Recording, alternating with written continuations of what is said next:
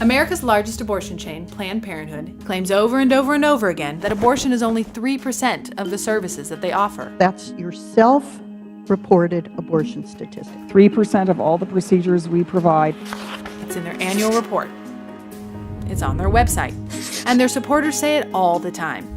And abortions only comprise 3% of Planned Parenthood's health services. Abortion services only account for about 3%. Because only 3% of what Planned Parenthood does is abortions. 3% of patients visit Planned Parenthood for a safe and legal abortion.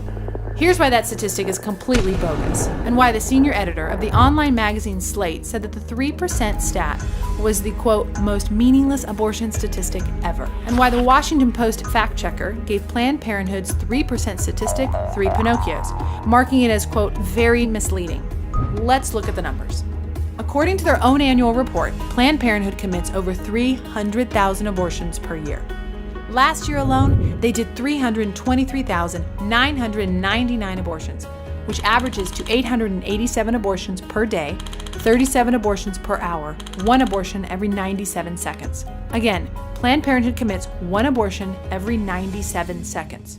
But how much of what Planned Parenthood does is abortion? Well, let's divide the number of abortions they do in a year by the number of patients they see in a year. 323,999 abortions for 2.5 million patients means that 1 in 8 patients who walk into Planned Parenthood will undergo an abortion. Not 1 in 33, Elizabeth Warren, 1 in 8. It's easy to see where Planned Parenthood's priorities are. They commit 160 abortions for every 1 adoption referral. Though Planned Parenthood constantly talks about their breast exams and Pap tests, they only do less than 1% of the nation's Pap tests and 1.8% of the nation's breast exams, while they do 30.6%, a third of the nation's abortions. But that's a public relations problem. So Planned Parenthood came up with a creative way to make their big business, abortion, look very small.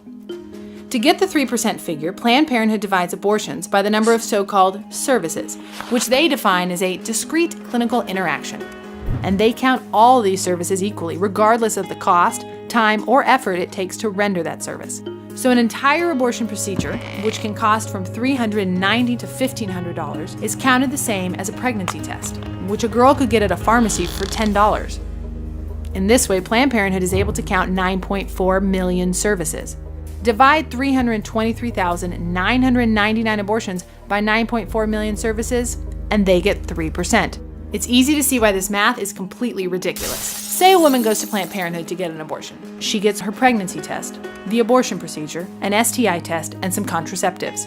In one visit, she gets 4 services, one of which is the actual abortion.